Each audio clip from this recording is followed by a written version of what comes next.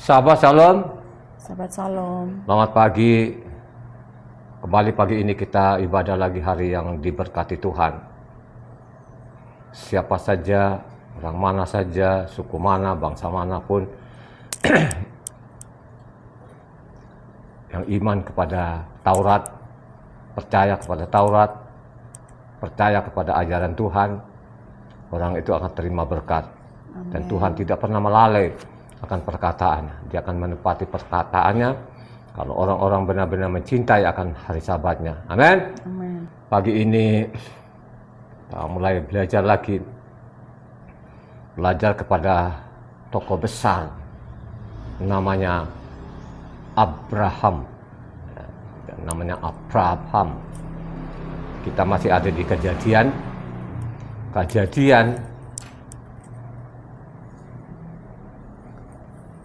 15 ayatnya 1 sampai ke 21.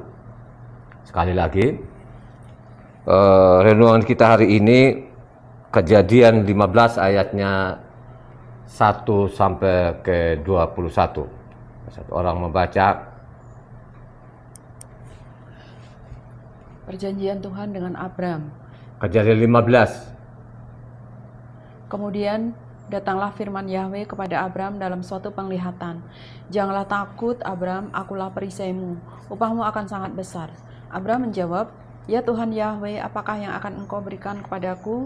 Karena aku akan meninggal dengan tidak mempunyai anak, dan yang akan mewarisi rumahku ialah Eliezer orang Damsyik itu. Lagi kata Abram, engkau tidak memberikan kepadaku keturunan, sehingga seorang hambaku nanti menjadi ahli warisku. Tetapi datanglah firman Yahweh kepadanya demikian. Orang ini tidak akan menjadi ahli warismu, melainkan anak kandungmu dialah yang akan menjadi ahli warismu.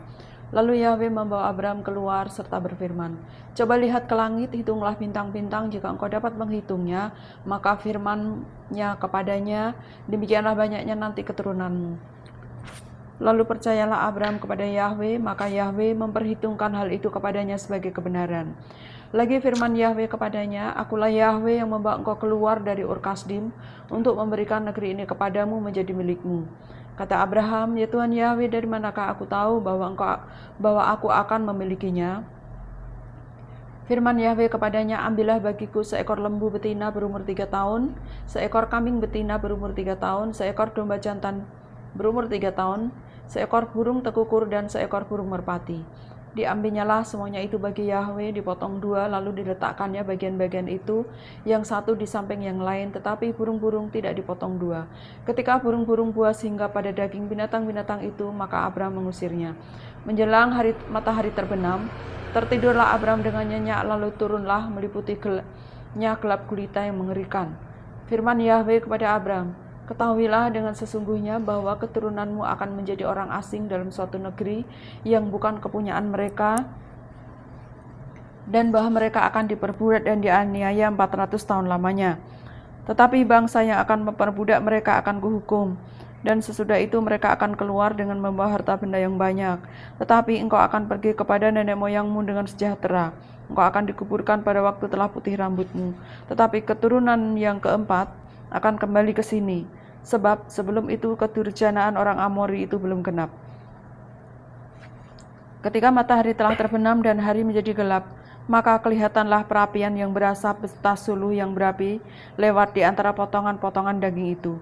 Pada hari itulah Yahweh mengadakan perjanjian dengan Abram serta berfirman, kepada keturunanmu lah kuberikan negeri ini mulai dari sungai Mitsraim sampai ke sungai yang besar itu, sungai Efrat, yakni tanah orang Keni, orang Kenas, orang Kadmon, orang Het, orang Feris, orang Refaim, orang Amori, orang Kanaan, orang Girgasi, dan orang Yebus itu. Haleluya. Firman Yahweh. Mari kita belajar kepada tokoh yang besar ini, Bapak Abraham. Dialah Bapak yang beriman.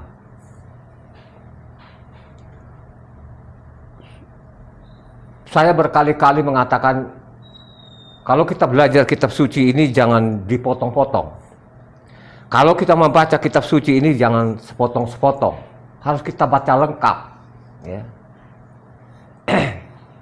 Supaya kita tahu Abraham itu bagaimana dia melakukan apa yang diperintahkan oleh Tuhan.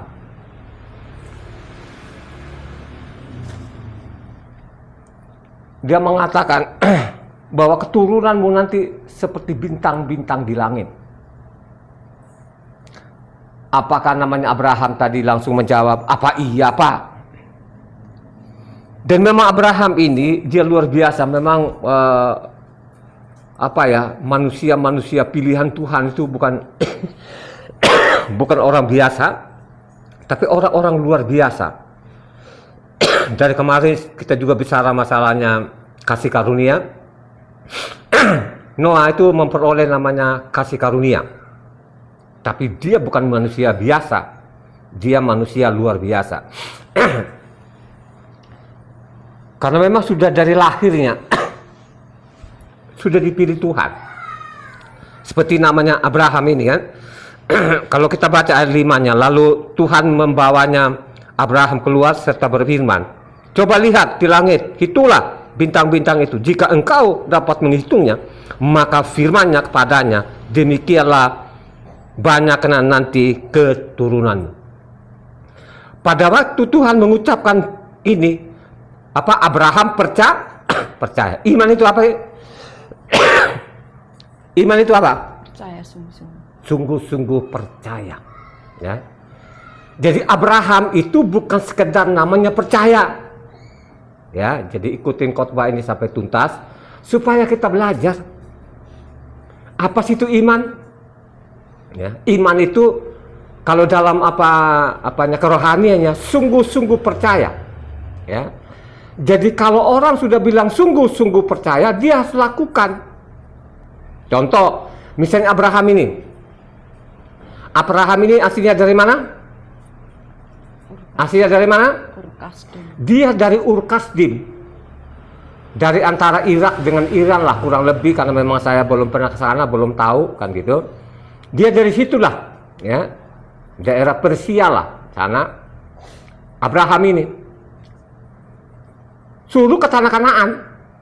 Coba, pada waktu suruh tanah Kanaan, apakah Tuhan itu tanya-tanya nggak apa ada akomodasi apa di sana? Nggak ada. Memang dia nurut aja. Dan dia nurut saja. Ya. Maka kenapa sih dikatakan Abraham ini dia adalah bapak beriman gitu? Nah, iman itu harus tahu, percaya. Ya. Dia percaya kepada siapa? Ya. Jadi namanya Abraham ini bukan sekedar nama percaya, dia harus tahu siapa yang dia percaya. Ya. Siapa? Dan dia tahu, pastikan Tuhan memberikan hikmah, dia tahu yang dia percaya itu adalah siapa? Siapa? Tuhan Yahweh. Namanya Yahweh pencipta alam semesta. Dia tahu. Yang bicara dengan dia itu, yang suruh dia itu, dia tahu. Ya. Bahwa yang suruh itu bukan manusia, tapi dia adalah Tuhan. Tuhan itu siapa namanya? Bernama Yahweh. Kalau kita Yahweh begini kan, kalau orang-orang baru lihat khotbah begini, kalau orang-orang Kristen, wah ini sesat. Sesat. Ya. Makanya saya mengatakan, bagaimana lu mengenal Tuhan? Ya. Ini kitab yang kita pegang ini, dia sudah dirubah semua. Ya. Dirubah nama. Ya. Kalau Abraham masih Abraham, kalau nama-nama orang lain sudah dirubah semua deh. Namanya Yosef jadi Yusuf, ya, jadi Mose jadi Musa. Ini kitab yang kita pegang ini sudah dirubah semuanya. Jadi kalau ada orang mendengar kita Yahweh itu, wah ini manusia-manusia yang pulang zaman batu katanya. Coba kan, apalagi kalau kita angkat-angkat namanya hukum Taurat, pasti mereka bilang ini manusia-manusia sesat ini katanya. Mereka pulang zaman batu, padahal Kristen itu yang namanya pulang zaman batu. Ya, yang ngomong-ngomong itu pasti dari Kristen itu kan, ya. Karena dia lihat dalam kitab suci, loh kok nggak ada nama Yahweh di sini, ya. Karena tidak pernah dia belajar dan tidak pernah bertanya, ya. Ini kitab yang dia pegang ini dari Kejadian sampai Maliaki ini dari mana dia juga nggak tahu itu, dia ikut saja gitu. Berbeda namanya Abraham ini, ya. Coba satu orang kembali ke belakangnya. Ayat pasal 12 itu 1 sampai 5 lah, ya. 1 sampai 5. Coba dibaca kencang. Ya, ini bapak yang beriman ini, dia tidak banyak tanya lah, pokoknya apa yang disuruh tuh nurut aja dia laksanakan. Ya. Jadi apa yang diperintahkan Tuhan itu dia lakukan. Ya, jadi dia melakukan perintah Tuhan. Ya, dia tidak banyak neko-neko lah. Atau orang Jawa bilang tidak macam-macam, dia tidak banyak tanya lah, pokoknya dia tidak tanya akomodasi kayak apa kayak, pokoknya nurut aja. Gitu aja. Coba baca. Kejadian 12 ayat 1 sampai 5. Berfirmanlah Yahweh kepada Abram, pergilah dari negerimu dan dari sanak saudaramu dan dari rumah bapamu ini ke negeri yang akan kutunjukkan kepadamu. Aku akan membuat engkau menjadi bangsa yang besar dan memberkati engkau serta membuat namamu masyhur dan engkau akan menjadi berkat. Aku akan memberkati orang-orang yang memberkati engkau dan mengutuk orang-orang yang mengutuk engkau, dan olehmu semua kaum di muka bumi akan mendapat berkat. Lalu pergilah Abram seperti yang difirmankan Yahweh kepadanya, dan Lot pun ikut bersama-sama dengan dia. Abram berumur 75 tahun ketika ia berangkat dari Haran. Abram membawa Sarai istrinya dan Lot anak saudaranya, dan segala harta benda yang didapat mereka dan orang-orang yang diperoleh mereka di Haran. Mereka berangkat ke tanah Kanaan lalu sampai di situ. Coba kan, jadi bayangkan aja, jauh loh saudara. Dia tidak tanya, Pak, udah sediakan tempat belum? Terus di sana kita makan apa? Betul dia punya kekayaan gitu kan, tapi paling tidak kan tanya apa, kalau normalnya kan petani. Tapi Abraham saya tidak ketemukan di sini. Dia nurut aja, dia nurut. Kenapa? Kenapa seperti itu? Karena dia tahu yang menyuruh dia itu bukan manusia. Ya. Dia adalah Tuhan Yahweh itu yang menyuruh saudara. Ya. Jadi dia tahu, bukan sekedar dia beriman namanya membabi buta. Dia tahu. Ya. Dia juga tahu kok nanti, pada waktu dia sampai di sana, dia tidak akan namanya apa? Dia tidak membiarkan karena ada yang menyuruhnya gitu. Yang menyuruh ini bukan manusia. Jadi namanya Abraham itu nurut saja saudara. Ya. Jadi kelihatan Abraham ini bukan manusia biasa, bukan manusia yang ya bukan manusia asal-asalan lah. Ya. Jadi memang manusia sempurna. Ya. Sempurna ya. Kenapa saya bilang dia sempurna itu? Karena dia percayai, dia imanin apa yang dikatakan apa Tuhan Yahweh gitu. Jadi dia jalan saudara, ya.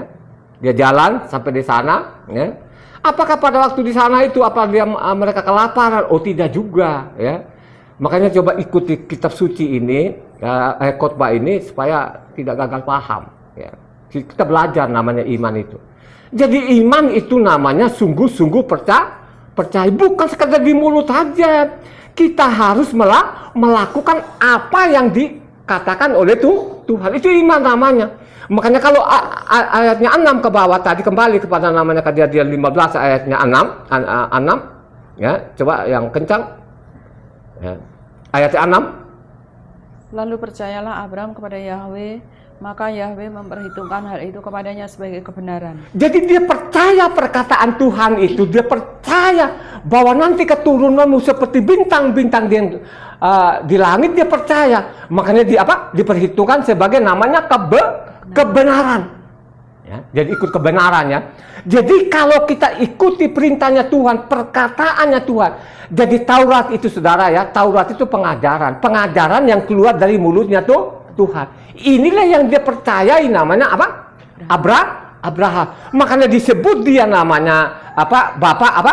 Orang kalau kau baca namanya Roma 4 di sana kan begitu. Dia namanya bapak orang beriman, ya. Jadi bapak yang beriman. Jadi perkataan Tuhan tadi itulah yang dia percayai. Dia yakin betul-betul dalam hatinya apa yang dia katakan Tuhan akan terjadi kemudian hari. Kan dia bilang seperti bintang-bintang di langit, banyaknya seperti pasir di laut, banyaknya keturunan. Dia percaya itu, ya. Dia percaya itu saudara. Jadi namanya Abraham ini bukan Abraham yang ngawur, ya.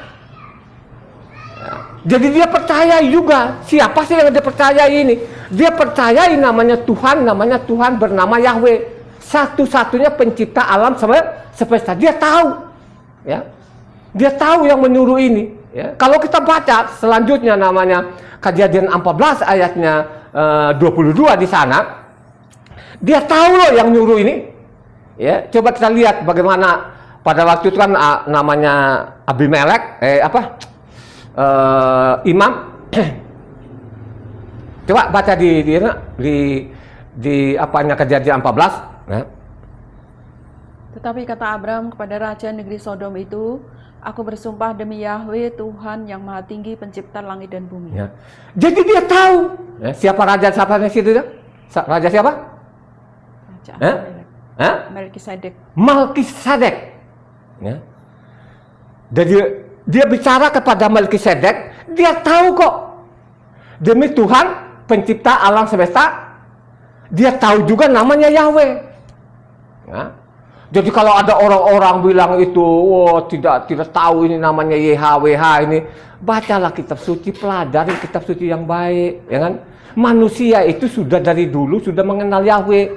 Ya, kalau kita baca namanya Kejadian 4 ayatnya 26 di sana, mulai pada waktu itu mereka sudah memanggil nama Yahweh, saudara, ya. Ya. Jadi orang sudah kenal nama Yahweh ini, gitu loh kan. Hanya mungkin berjalanlah waktu itu banyak orang yang tidak kenal lagi nama ini. Tapi Abraham yakin pada waktu dia bilang, Abraham pergi ya tanah Kanaan, dia percayai. Jadi perkataannya, ucapan Tuhan itu dipercayai. Ya. Dia percayai bahwa Tuhan tidak pernah akan membiarkan nanti di sana. Ya. Contoh, namanya istrinya kan sudah mati haid. Jadi namanya Sarah itu sudah mati haid. Ya. Dia bilang, tadi kan kita baca namanya tadi Kejadian 15 ya. Kan tidak ada penerusku ini, paling tidak ini kan orang-orang Damsis ini kan Abiezer, nanti dialah yang jadi pewaris ini. Tenang saja Abraham, aku akan berikan keturunan. Dia percayai ini saudara. Dia percayai. Dia luar biasa. Ya. Jadi memang Abraham ini dia tidak neko-neko, tidak macam-macam saudara, tidak banyak dalih, ya. Jadi apa yang diucapkan Tuhan itu langsung dia praktek atau dia ikuti saja, ikuti perintah Tuhan. Ya, dia laksanakan, dia melakukan apa yang diperintahkan Tuhan, ya. Ya contohnya tadi kan, dia bilang kan, ini tidak ada keturunanku ini, kan gitu kan. Nanti ini hambaku Abiezer ini nanti pewaris ini. Dia bilang anak sudah. Dia percayai. Kita lihat lagi imannya yang besar, luar biasa besarnya ini, Abraham ini. Tadi kan dia istrinya ini kan sudah tua lah, mati haid kan. Kalau perempuan sudah mati haid itu nggak mungkin lagi punya anak, ya. Tapi luar biasanya karena dia pencipta manusia dan pencipta alam semesta ini, akhirnya punya keturunan. Keturunan namanya siapa? Anaknya Abraham siapa? Namanya Yitzhak. Nah, sesudah namanya lahir Yitzhak ini, ada lagi persoalan ini. Persoalannya kalau ukuran manusia, saudara, ini anak kesayangannya, ya. Anak kesayangannya, anak tunggalnya satu-satunya. Tuhan bilang, Abraham, pergi persembahkan anakmu. Nah, pada waktu dia mengatakan itu, ini saya baca juga, tidak ada pertanyaan, dia laksanakan, dia lakukan saja apa yang diperintahkan Tuhan. Karena memang luar biasa imannya ini, ya. Dia luar biasa imannya. Makanya kalau kita baca namanya Kejadian 22 di sana, ya. Ayatnya ambil sajalah dari ayat 1 sampai 5 lah ya. Kita lihat di sini, ya. Kita lihat namanya Abraham ini. Kejadian 22. Ini memang luar biasa ini Abraham ini.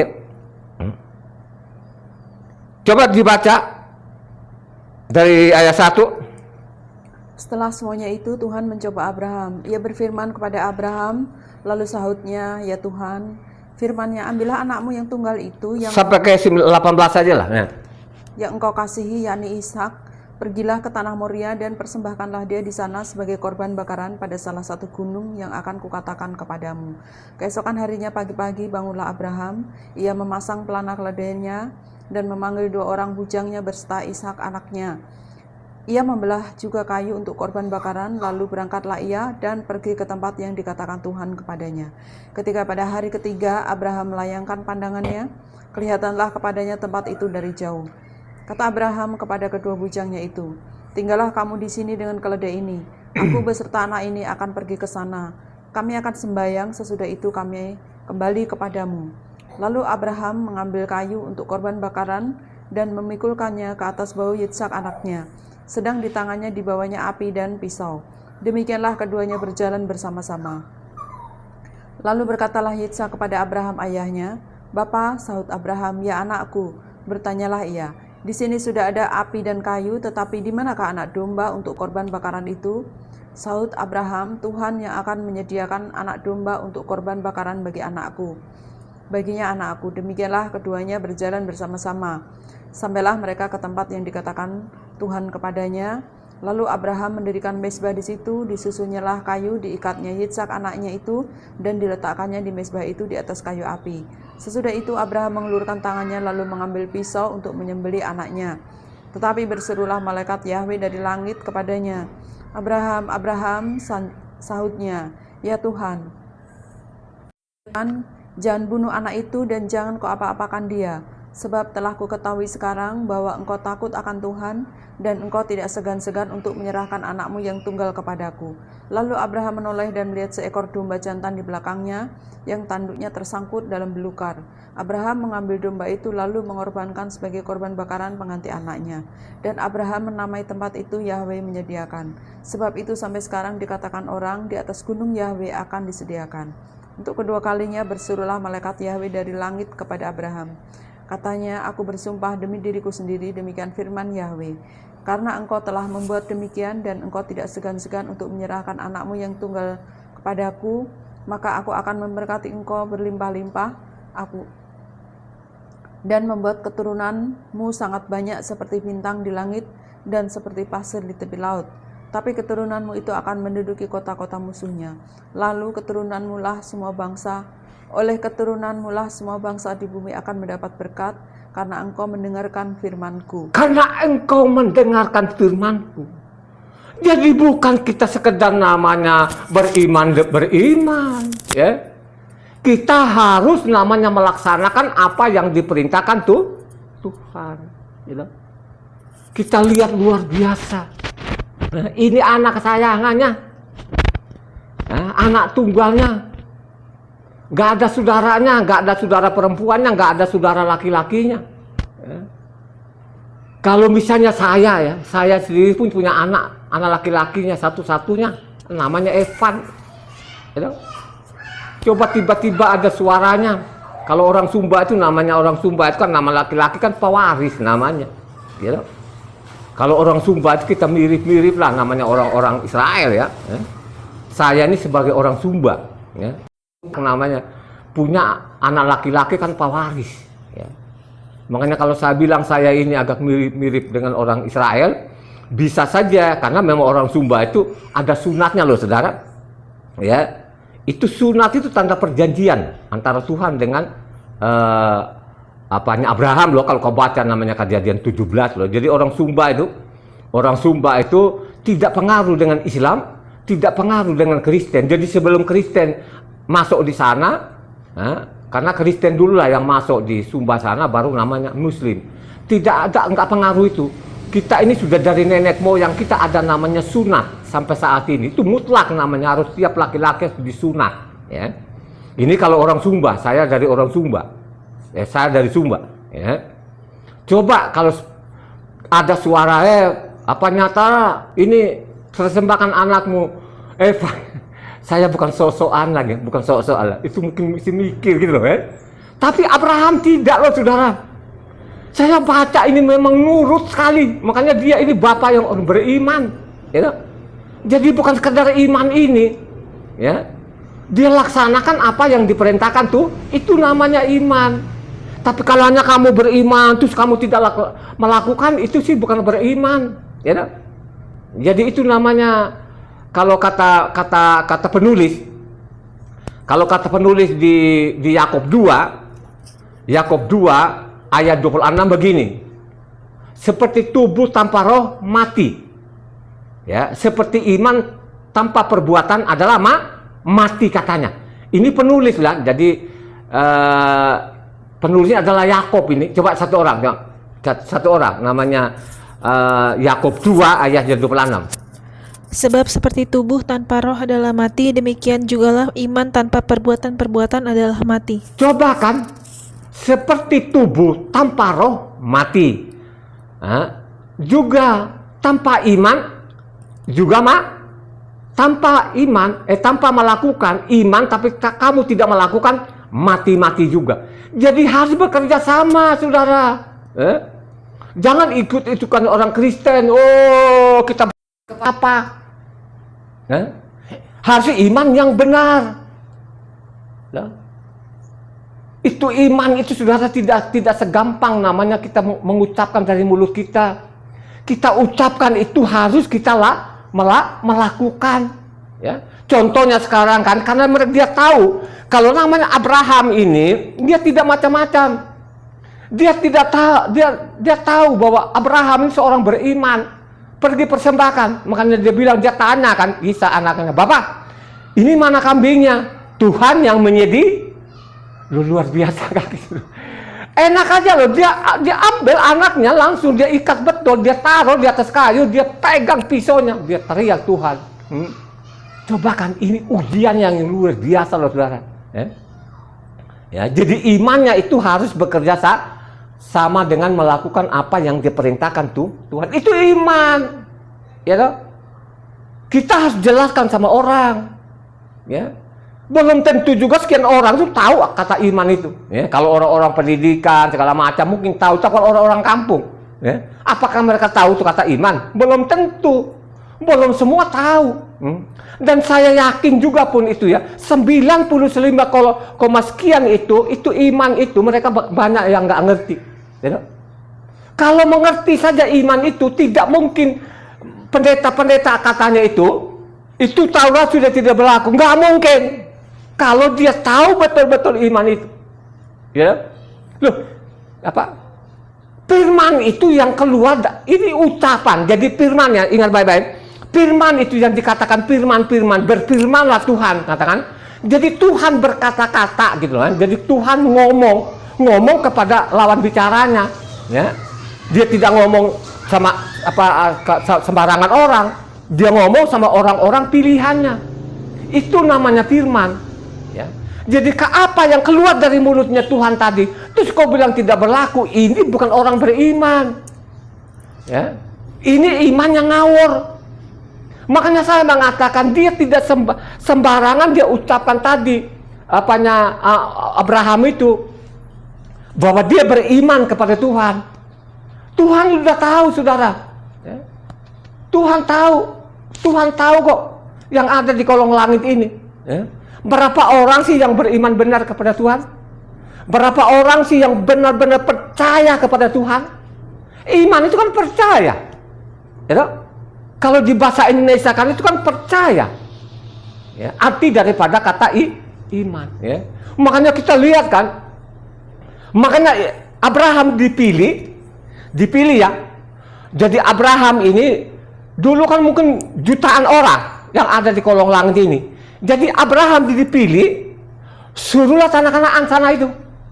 Ya. Kenapa disuruh tanah Kanaan? Kenapa? Ada apa? Ada yang tahu? Karena di tanah Kanaan itu sudah melakukan kejahatan yang luar biasa. Amin. Jangan bengong dong. Coba perhatikan yang saya sampaikan ini. Kenapa sih diutus ke sana ini? Karena di Kanaan itu sudah rusak. Ya. Karena tanah Kanaan lah itu yang masih pegang namanya ajaran dari dari Noah ini, ya. Coba kan? Ada namanya Imam Malik, raja apa? Salem. Jadi ada imamnya ini. Kita lihat juga ada namanya Raja Abimelek ini, orang Palestina asli loh, percaya Tuhan. Jadi mungkin daerahnya Abraham sana sudah tidak percaya Tuhan lagi, sedangkan tanah Kanaan ini percaya Tuhan, saudara. Jadi ini jadi namanya apa? Kanaan ini, saudara. Jadi Kanaan ini nama orang. Ini anak bungsunya daripada namanya anak bungsu daripada namanya Ham. Ham itu punya anak bungsu loh, namanya Kanaan. Jadi Kanaan ada tinggal di situ gitu. Jadi tanah Kanaan itu diberkati Tuhan, saudara. Jadi luar biasa loh, saudara ya. tanah Kanaan ini diberkati Tuhan. Ya.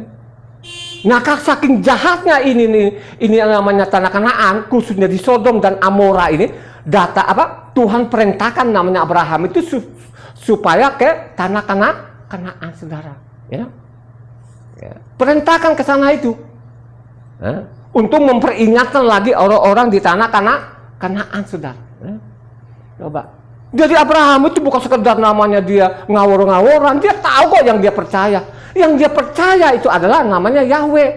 Yahweh itu siapa? Dia adalah pencipta alam semesta. Tadi kan kita sudah dengar bersama namanya Kejadian 14 ayatnya 22 kan gitu. Dia tahu, ya. Makanya Tuhan Yahweh itu memilih Abraham supaya perintahkan kepada keturunannya supaya piara namanya perintah Taurat itu. Ya. Kalau dulu dalam Kejadian sebelum nama dicatat oleh Mose, kan tidak ada kitab. Apakah Tuhan langsung lalai? Kan tidak. Ya. Ya. Kan tidak kan? Akhirnya kan zaman namanya Mose tadi kan disuruh salin. Ya. Makanya di situ kalau kita baca namanya Kejadian 18 ayat 19 ya, ini mengatakan Abraham itu dipilih supaya perintahkan kepada keturunan nanti untuk tetap namanya patuh kepada perintah Tuhan. Coba satu orang baca namanya Kejadian 18 ayat 19. Sebab aku telah memilih dia supaya diperintahkannya kepada anak-anaknya dan kepada keturunannya supaya tetap hidup menurut jalan yang ditunjukkan Yahweh dengan melakukan kebenaran dan keadilan, dan supaya Yahweh memenuhi kepada Abraham apa yang dijanjikannya kepadanya. Namanya keadilan dan kebenaran itu namanya Taurat itu. Makanya Taurat itu apa sih? Taurat itu Kejadian, Keluaran, Imamat, Bilangan, Ulangan, saudara. Ya, itu yang dimaksud itu. Saya pilih namanya Abraham supaya perintahkan kepada anak-anaknya dengan keturunannya itu supaya namanya tetap patuh kepada namanya Taurat, saudara. Ya.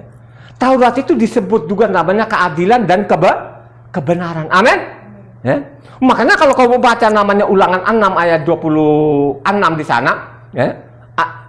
Ulangan 6 ayat 26. Kalau kamu baca di situ, ya. Coba Ulangan 6 ayatnya 25 atau 26 terakhir. 25. Baca. Dan kita akan menjadi benar apabila kita melakukan segenap perintah itu dengan setia di hadapan Yahweh Tuhan kita seperti yang diperintahkannya kepada kita. Jadi namanya Abraham itu orang beriman dan orang benar. Tadi kan dia bilang kan, dia percayai perkataan Tuhan. Makanya Kejadian 15 tadi ayatnya 6 tadi diperhitungkan sebagai namanya kebenaran, saudara. Jadi ucapan-ucapan Tuhan itu dia percayai. Jadi Taurat itu adalah ucapan-ucapan Tuhan yang keluar dari mulutnya. Nah, inilah yang diincar orang Kristen ini, ya, supaya kita tinggalkan. Mereka bilang sudah tidak relevan lagi. Ini kan ajaran hantu. Ini bukan orang beriman. Ya. Bukan orang beriman. Orang beriman itu dipercayai apa yang diucapkan oleh Tuhan. Itu orang beriman namanya. Dan apa yang diperintahkan Tuhan itu dia laksanakan. Itu namanya orang beriman. Itu namanya orang beriman dan orang benar. Amin. Kalau kurang jelas lagi apa lagi? Gitu? Kalau kamu menjadi benar, laksanakan apa yang diperintahkan Tuhan. Tadi kan kita sudah dengar bersama namanya Ulangan 6 ayat 25, saudara. Ya. Kita lihat kan, dipilihlah dia ini tadi, kalau kita baca tadi Kejadian 18 tadi ayat 19 tadi, pilih Abraham ini perintahkan kepada anaknya dan keturunannya supaya tetap patuh kepada namanya keadilan dan kebenaran. Yang maksud itu Taurat. Ya. Makanya saya mengatakan Taurat, Imamat, Bilangan dan Ulangan, itu namanya Taurat. Ya. Itu namanya pengajaran dari Tuhan, keluar dari mulutnya Tuhan. Ya. Nah, kalau kamu meninggal, suruh tinggalkan, ini sih bukan orang beriman. Ini adalah pembunuh-pembunuh ini yang tidak benar ini. Ya. Kita lihat kan pada waktu Ishak juga ada kelaparan di sana. Ya. Akhirnya Tuhan bilang, jangan tinggalkan tempat ini. Ya. Kan dia ingat namanya ada perjanjian Abraham, Ishak ini kan gitu kan. Coba kita lihat di situ apa Kejadian 26 ayatnya 5 itu. Kejadian 26 ayat 5. Karena Abraham telah mendengar firman-Ku dan memelihara kewajibannya kepadaku, yaitu segala perintah, ketetapan, dan hukum-Ku. Coba kan, itu kan kalau kamu baca dari 1 sampai ke 5 tadi itu ada kelaparan di situ. Ya. Ada kelaparan sehingga jangan tinggalkan tempat ini. Aku akan ingat perjanjianku dengan Abraham. Ya. Jadi tidak mungkin Tuhan dia akan mati kelaparan. Tidak, saudara. Abraham juga tidak dibiarkan mati kelaparan. Ishak dengan Yakub juga tidak dibiarkan mati kelaparan. Mereka tetap Tuhan pelihara mereka ini karena Tuhan yang menempatkan mereka di situ. Amin. Dan perkataan Tuhan tidak mungkin lalai. Bukan dia salah milih orang. Makanya 3 tokoh ini sebagai panutan. Sering sekali kita dengar Tuhannya Abraham, Tuhannya Ishak, Tuhannya Yakub. Dia tahu nama Tuhannya. Dia tahunya bahwa Tuhan itu hanya satu-satunya. Ya. Aku bersumpah dengan diriku sendiri. Ya. Tidak ada yang nemanin, tidak ada anak-anak yang di atas itu tidak pernah ada. Ya. Di bumi ini anaknya siapa? Yang dia diangkat jadi anaknya orang mana? Keturunannya namanya Abraham ini. Itu yang dia angkat jadi anaknya. Makanya pada waktu datang di bumi, dia turun di bumi ini menjadi anak manusia. Dia ambil tubuh keturunan Abraham ini menjadi manusia. Itu sangat jelas. Ada pasalnya, ada ayatnya. Jadi Tuhannya itu yang dia tahu yang dia tahu namanya Abraham. Tuhan itu satu-satunya esa, tidak ada yang lain. Amin. Itu begitu di dalamnya. Kalau engkau mau saja menyelidiki kitab suci, pasti engkau tidak akan salah beriman. Yakin tidak salah beriman. Iman itu harus tepat. Seperti namanya kalau kita membidik satu titik itu, jadi orang benar-benar itu yakin betul-betul dia akan kena nih satu titik itu. Begitu juga lah iman itu harus akurat. Iman itu harus benar-benar harus kena sasarannya, bukan sembarangan. Jadi iman itu siapa yang kau percayai. Jadi yang jelas tadi Abraham itu tahu Tuhannya bernama Yahweh dan satu-satunya, tidak ada yang lain. Ya, amin. Ini perkataannya Tuhan sendiri. Jadi kita lihat ini keturunan-keturunannya. Apakah pada waktu namanya Abraham sampai kepada namanya Mose ini, kira-kira sudah mulai lupa nggak Tuhan Yahweh ini? Halo? Kira-kira mulai lupa lagi nggak? Saya kira sudah mulai lupa juga. Ya. Jadi karena dari tadi kan dia bilang kan nanti akan 400 tahun kan? Ya. Akhirnya apa? Pada waktu keluar dari Misraim menuju tanah Kanaan itu ya, dari namanya Abraham itu sampai ke Mose itu berapa? 430 tahun, saudara. Ya. 430 tahun ini orang Israel keluar menuju tanah Kanaan. Nah disitulah dipilih lagi lah Mose. Mose itu orang beriman nggak? Halo? Dia beriman nggak? Dia beriman. Mose itu beriman, saudara. Bukan namanya orang sembarangan. Kalau kamu belajar masalah iman itu, belajar namanya di Ibrani 11 sana itu, ya. Itu adalah tokoh-tokoh biasa dicatat juga di situ. Jadi namanya Mose ini dia beriman. Akhirnya apa? Dia tadi kan sudah diangkat jadi anak raja. Udah nggak ada yang kurang kok di dalam, apalagi yang kurang, ya. Nggak ada yang kurang, saudara. Ya. Tapi dia lebih suka sengsara karena Mesias itu siapa? Yahweh, saudara. Jadi Mose, coba kita baca namanya Ibrani 11 ayatnya. Coba dari 24 sampai 26 kan?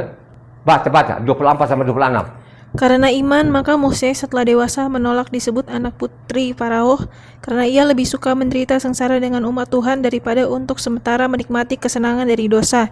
Ia menganggap penghinaan karena Hamasya sebagai kekayaan yang lebih besar daripada semua harta Mitsraim, sebab pandangannya ia arahkan kepada upah. Coba kan, lebih besar saudara kalau dia memiliki namanya Tuhan ya, Yahweh ini saudara.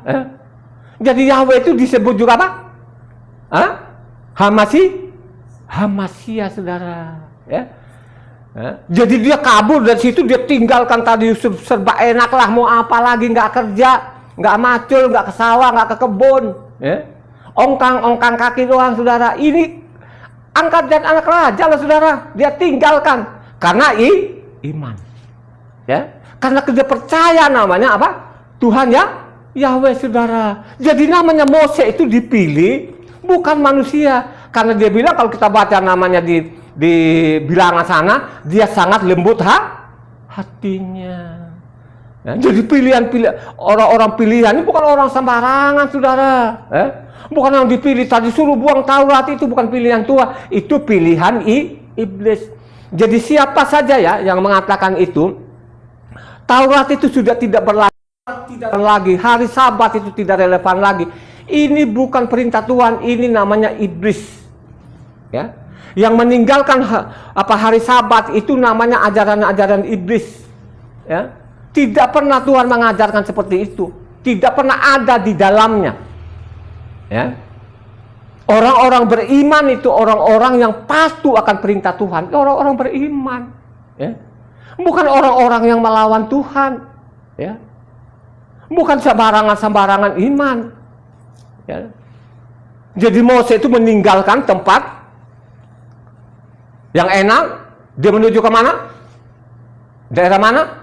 Midian. Ya.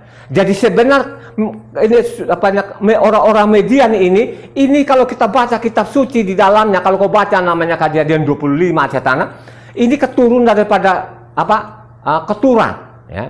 Jadi istri ketiganya namanya Abraham, itu namanya Ketura. Ya. Jadi Ketura ini punya keturunan namanya tadi Midian. Jadi bangsa Midian itu sebenarnya satu keturunan dengan namanya Abraham tadi ini. Karena Abraham kawin lagi kan, sesudah Sarah kan kawin lagi sama Ketura. Ya. Jadi Ketura ini punya anak namanya Midian. Kalau nggak salah cucunya atau anaknya di situ kalau kau baca di namanya Kejadian 25. Ya.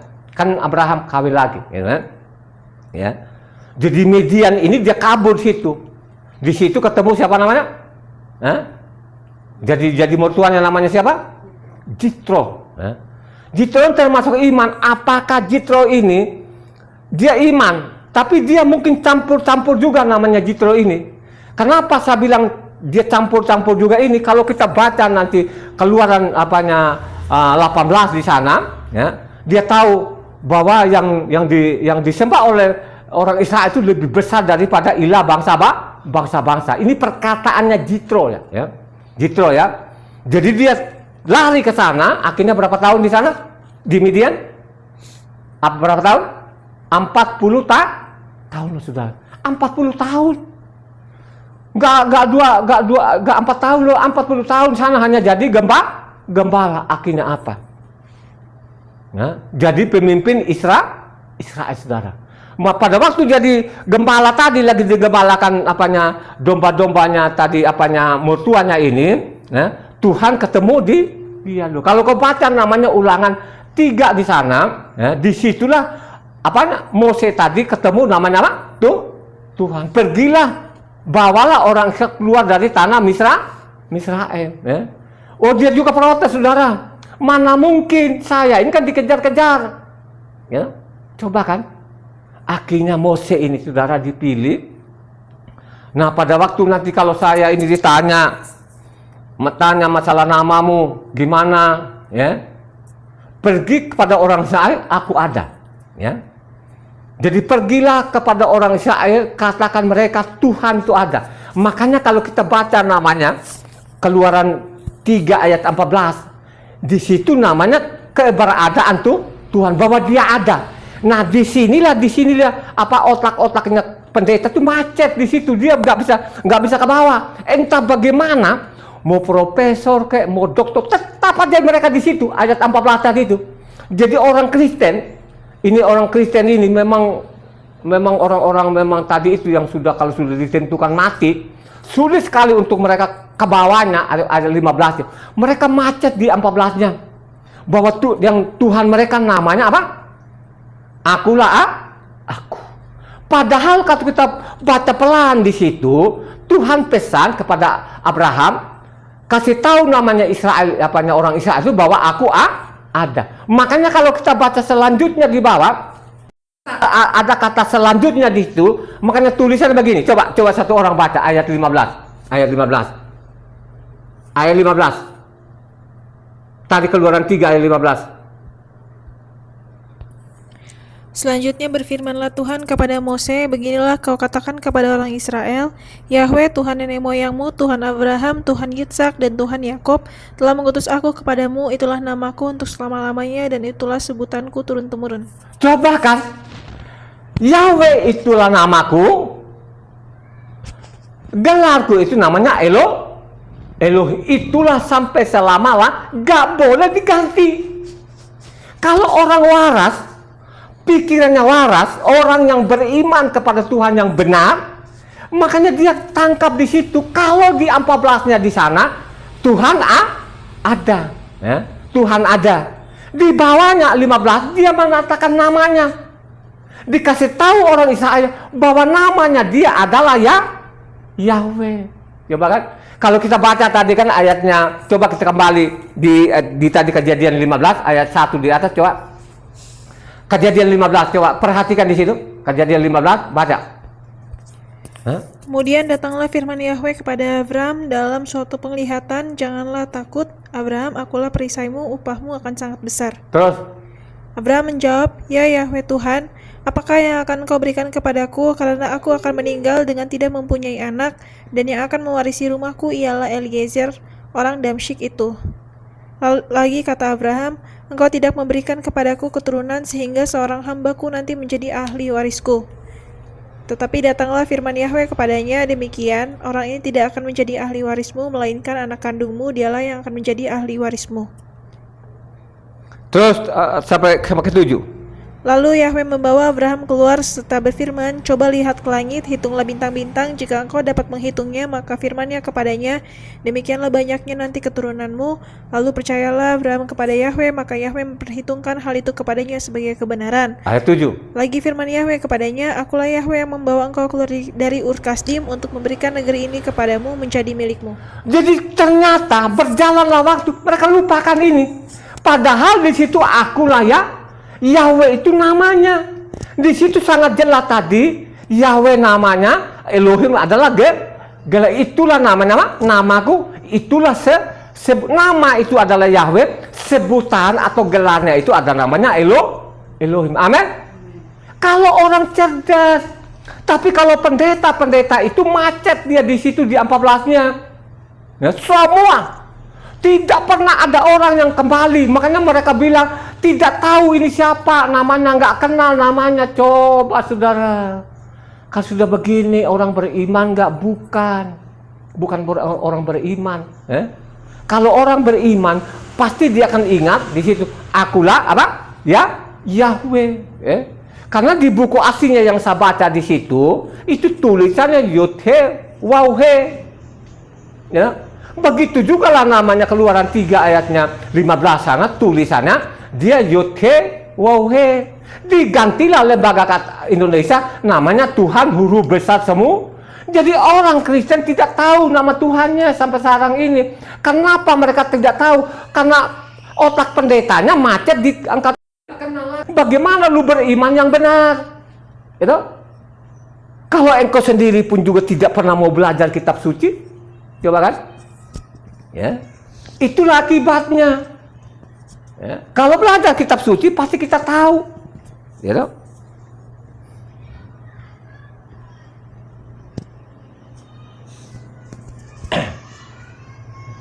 Coba kan namaku, makanya kalau kita baca namanya apa Keluaran 19 ayat 5, ya. Ini kalau kau orang beriman, kalau benar kau percaya kepada Tuhanmu, Apa yang diucapkan itu kau percaya, kau laksanakan, kau melakukan, engkau akan menjadi harta kesayangannya. Yakin betul-betul. Kalau engkau beriman yang benar, kau imani namanya hukum-hukum Tuhan ini, yang keluar dari mulutnya Tuhan itu, pasti engkau Tuhan akan menjadikan engkau harta kesayangan. Coba baca namanya Keluaran 19 ayat 5-nya. Jadi sekarang jika kamu sungguh-sungguh mendengarkan firman-Ku dan berpegang pada perjanjian-Ku, maka kamu akan menjadi harta kesayangan-Ku sendiri dari antara segala bangsa, sebab Akulah yang mempunyai seluruh bumi. Coba kan saudara. Maka aku jadikan apa? Harta kesayangan. Kalau kita percayai namanya Taurat, kalau kita percayai namanya ucapan Tuhan, ya, kita ikutin Taurat, kita ikut perintah-perintahnya, ya, termasuk hari Sabatnya. Makanya kita dijadikan harta Kalau kita dijadikan harta kesayangannya, Tuhan akan menjaga, melindungi, merawat. Amin. Tapi orang Kristen nggak mau loh saudara, ya, nggak mau. Kita pilih mana sekarang? Nama Allah atau nama Yahweh? Ya. Kita beriman mana? Karena kitab suci yang kita pegang ini sudah dirubah habis. Tapi mereka tidak mau dibilang dirubah. Mereka tidak merasa bersalah. Dikasih tahu pun tetap ngeyel. Bagaimana orang beriman yang benar? Ya. Kalau engkau tidak pernah membaca benar, ya. Coba kan. Kalau kita baca, kalau kita mau jadi orang yang beriman kepada Tuhan yang benar, ya, iman itu kena sasarannya, harus belajar kitab suci. Ya. Iman timbul itu apa? Timbul dari apa? Pembacaan. Coba baca namanya Roma 10 ayat 17. Roma 10 ayat 17. Jadi iman timbul dari pendengaran dan pendengaran oleh firman Hamasia. Jadi iman timbul itu dari pembacaan, pendengaran akan namanya Taurat. Amin. Sehingga kita ini beriman yang benar. Sehingga kita tidak iman ngawur-ngawuran ajaran pendeta-pendeta ini, ajaran Kristen ini yang tidak benar ini, ya. Menyimpang dari hukum Taurat ini gimana sih, ya? Makanya kalau kamu baca lagi namanya 1 Timoteus 4 ayat 13, itu perintahkan supaya orang itu mempelajari. Kalau kita pelajari kitab suci dengan benar, kita teliti kitab suci dengan benar, pasti kita tahu yang kita imani, yang kita percaya itu siapa? Tuhan Esa atau Tuhan lebih daripada satu? Coba baca namanya 1 Timoteus 4 ayat 13. Sementara itu sampai aku datang, bertekunlah dalam membaca kitab-kitab suci, dalam membangun dan dalam mengajar.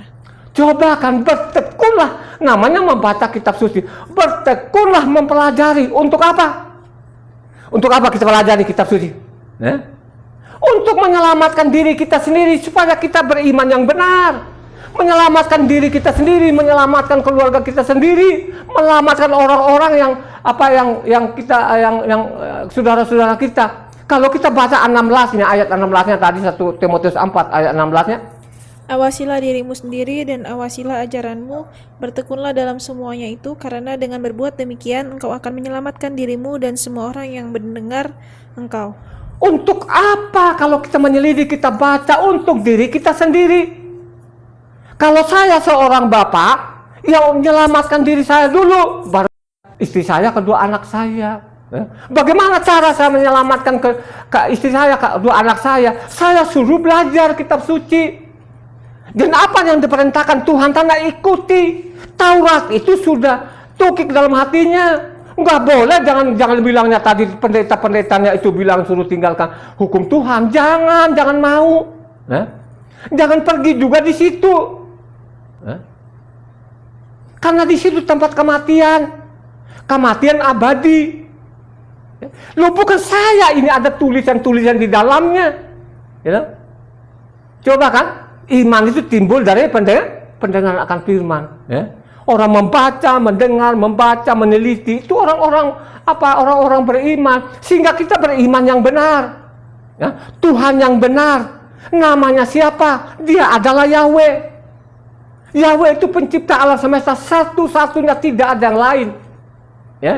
Tidak ada namanya Tuhan Bapa, tidak ada Tuhan Anak, tidak ada namanya Tuhan Roh Kudus. Jadi Tuhan kita itu bermakhluk. Di dalam tubuhnya sendiri itu ada jiwanya, ada rohnya. Jiwanya itu yang mencipta, Rohnya itu menghidupkan. Ada firmannya, ada pasalnya. Amin. Nah, yang sering baca kitab suci itu pasti cepat dibilang amin. Gitu. Nah, jadi kan, kalau kamu mau dengar perintahku, ikuti perintahku, aku jadikan engkau harta kesayanganku. Ya.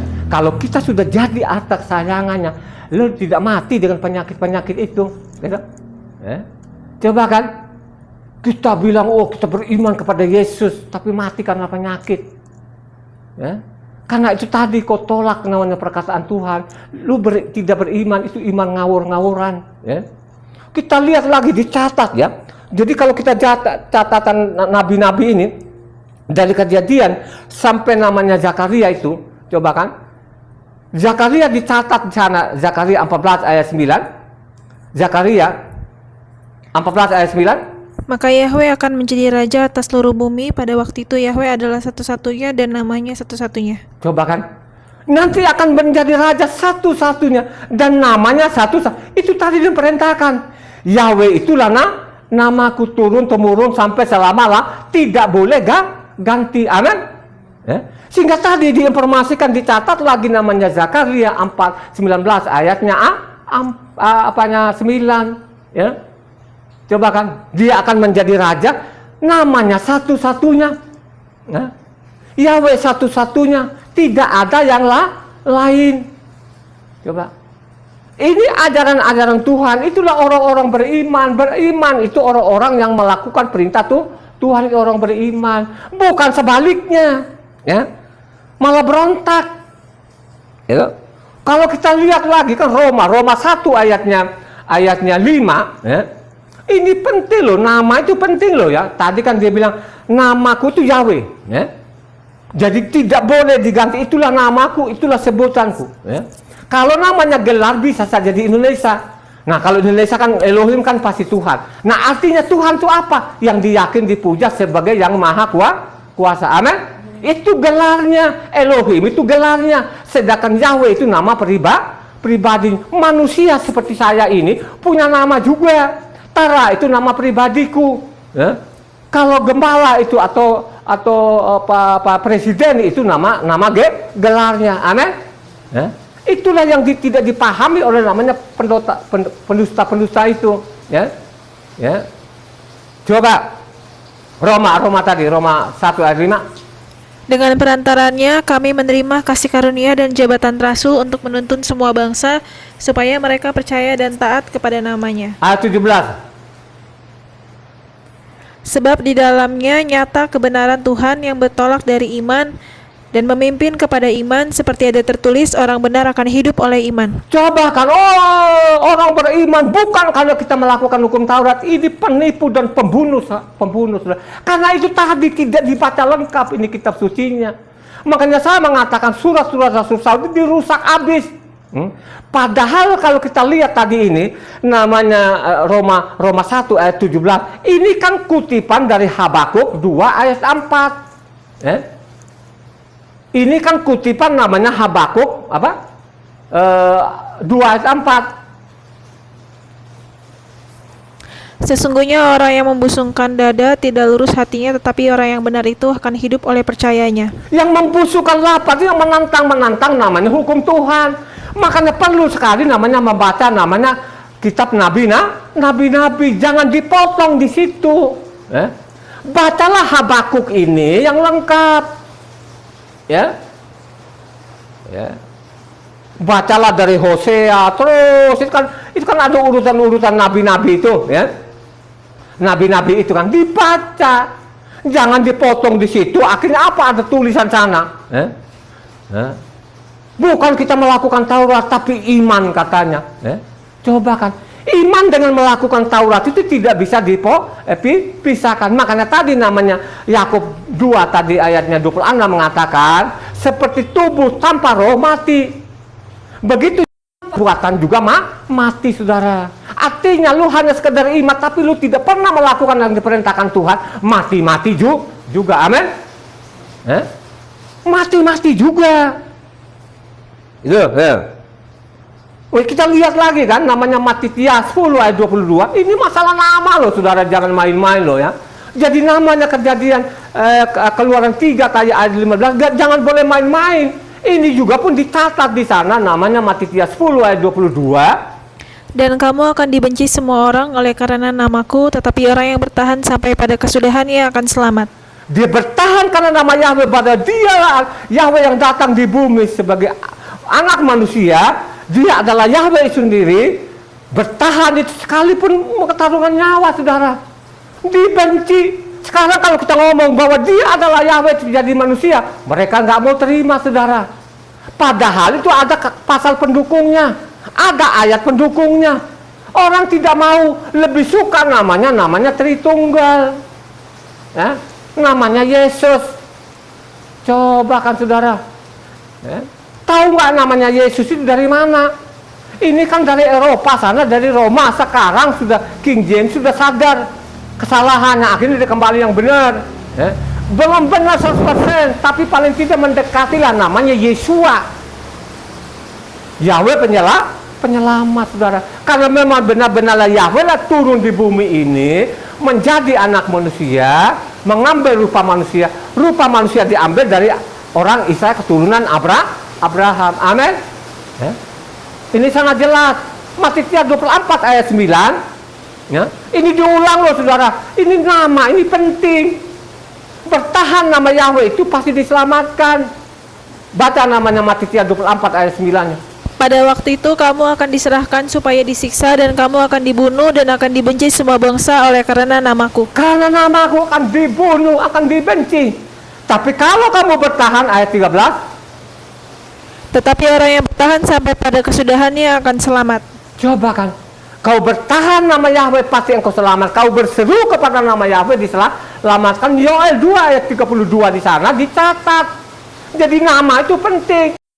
Tuhan kita itu Tuhan yang esa, tidak ada yang lain punya nama. Makanya Yoel 2 ayat 32. Dan barang siapa yang berseru kepada nama Yahweh akan diselamatkan, sebab di Gunung Sion dan di Yerusalem akan ada keselamatan, seperti yang telah difirmankan Yahweh, dan setiap orang yang dipanggil Yahweh akan termasuk orang-orang yang terlepas. Coba kan, keselamatan itu dari Yerusalem. Yang berseru kepada nama Yahweh akan diselamatkan. Pengajaran yang benar itu dari namanya apa? Yerusalem. Amin. Kalau engkau terima itu Taurat, berarti engkau orang pilihan Tuhan. Amin. Akan jadi harta kesayangannya. Kalau engkau kembali ke Taurat, Tauratnya dia, perintahnya dia, pasti engkau jadi anak kesayangannya. Amin. Engkau orang pilihannya. Coba kan. Jangan sembarangan. Mari teliti kitab suci yang baik dan benar, ya. Pasti engkau selamat, ya. Kita lihat ada tokoh besar dalam peperangan. Siapa yang tahu? Seorang tokoh besar dalam peperangan yang luar biasa, siapa? Raja David. Raja David. Kita lihat Raja David ini. Ini pilihan Tuhan loh, saudara. Jadi Raja David ini pilihan Tuhan. Coba, kenapa saya angkat David ini? Bahwa David itu dia beriman yang luar biasa. Kenapa saya bilang luar biasa? Coba kita baca 1 Samuel 17 ayat 44 sampai 47. Yang keras supaya pendengar ini nonton ini, ya. Catat ini. Jadi Raja David ini pilihan Tuhan juga, ya. Coba pilihan Tuhan melawan namanya Goliat yang gede banget. Apa ucapannya? Coba kita lihat. Ini orang beriman, ya. Jadi Raja Daud ini orang beriman, orang-orang yang luar biasa ini. Dia percaya namanya perkataan Tuhan tadi. Dia imanin perkataan Tuhan tadi ini. Dia imanin namanya Taurat tadi itu. Sehingga dia berani loh lawan ini. Coba baca namanya 1 Samuel 17 ayatnya 44 sampai 47. Pula orang Filistin itu berkata kepada Daud, hadapilah aku, maka aku akan memberikan dagingmu kepada burung-burung di udara dan kepada binatang-binatang di padang. Tetapi Daud berkata kepada orang Filistin itu, engkau mendatangi dengan lembing, tetapi aku mendatangi engkau dengan nama Yahweh semesta alam, Tuhan segala barisan Israel yang kau tantang itu. Hari ini juga Yahweh akan menyerahkan engkau ke dalam tanganku, dan aku akan mengalahkan engkau dan memenggal kepalamu dari tubuhmu. Hari ini juga aku akan memberikan mayatmu dan mayat tentara orang Filistin kepada burung-burung di udara dan kepada binatang-binatang liar, supaya seluruh bumi tahu bahwa Israel mempunyai Tuhan, dan supaya segenap jemaah ini tahu bahwa Yahweh menyelamatkan bukan dengan pedang dan bukan dengan lembing, sebab di tangan Yahweh lah pertempuran, dan Ia pun menyerahkan kamu ke dalam tangan kami. Coba saudara, anak kecil. Kenapa sih saya angkat ini? Kalau nanti saya angkat Gideon, Yefta, dan lain sebagainya, itu kan sudah besar-besar. Ini anak kecil. Anak kecil kemerah-merahan. Mungkin dulu ya, mungkin Raja Daud seginilah ya. Bayangkan Goliat itu yang 3 meter. Mungkin 2 kali lipatnya namanya Raja Daud ini tingginya. Coba anak kecil, ya, berani saudara, imannya besar itu saudara. Dia datang, dia nantang saudara, dia nantang ini. Ya. Kenapa? Karena imannya besar. Ya. Ya. Jadi dia tahu namanya Taurat ini. Taurat itu menjamin orang Israel, tenang saja, saya lah yang perang. Dia tahu itu, sehingga dia pakai itu saudara. Dia imanin Taurat itu sangat-sangat baik bagi dia. Makanya kalau dalam Mazmurnya dia, khususnya Mazmurnya 19 di sana kan gitu kan, Taurat itu lebih manis dari madu, lebih murni dari dari mas. Ini perkataan Raja Daud saudara, lawan Goliat yang gede banget saudara, imannya besar saudara. Dia tantang sama dia, kau lawan dengan tombak dan pedang, tapi aku datang dengan nama Yahweh. Dia pakai Yahweh, dia tahu Tuhannya itu bernama Yahweh saudara. Akhirnya apa? Dia lumpuhkan namanya Goliat saudara. Goliat gede banget. Goliat ini orang Palestina, ya. Jadi namanya Palestina itu musuh kebuyutannya namanya orang Israel sampai sekarang ini, ya. Dia tahu kok di dalam ada jamin. Coba baca satu orang Ulangan 20 ayat 1-4. Kalau bisa baca langsung juga semuanya di bawah, tapi baca 4 aja lah, ya. Apabila engkau keluar berperang melawan musuhmu, dan engkau melihat kuda dan kereta, yakni tentara yang lebih banyak daripadamu, maka janganlah engkau takut kepadanya, sebab Yahweh Tuhanmu yang telah menuntun engkau keluar di tanah Misraim menyertai engkau. Apabila kamu menghadapi pertempuran, maka seorang imam harus tampil ke depan dan berbicara kepada rakyat dengan berkata kepada mereka, dengarlah hai orang Israel, kamu sekarang menghadapi pertempuran melawan musuhmu, janganlah lemah hatimu, janganlah takut, janganlah gentar, dan janganlah gemetar karena mereka, sebab Yahweh Tuhanmu dialah yang berjalan menyertai kamu untuk berperang bagimu melawan musuhmu dengan maksud memberikan kemenangan kepadamu.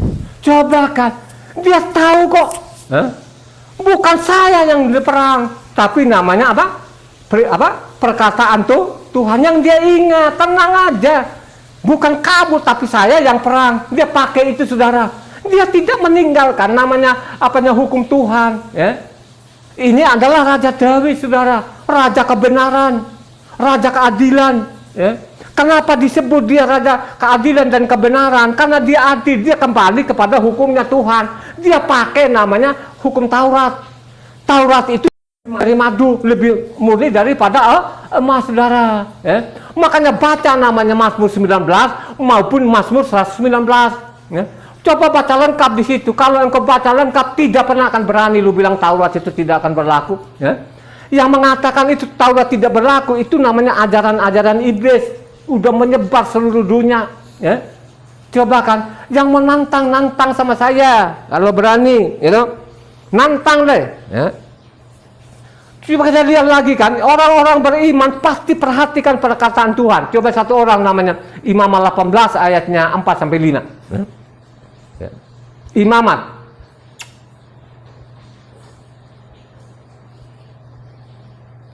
Imamat 18 ayatnya 4-5. Kamu harus lakukan peraturanku dan harus berpegang pada ketetapanku dengan hidup menurut semuanya itu. Akulah Yahweh Tuhanmu. Sesungguhnya kamu harus berpegang pada ketetapanku dan peraturanku. Orang yang melakukannya akan hidup karenanya. Akulah Yahweh. Orang yang melakukan hidup, kalau kita mau saja, kita ikutin apa yang dia katakan Tuhan tadi itu, pasti kita selamat. Amin. Bukan selamat pada waktu kita ini, kita sekalipun mati nanti pasti suatu saat nanti dibangkitkan. Amin. Itulah yang dimaksud, saudara. Makanya jangan salah mendengar.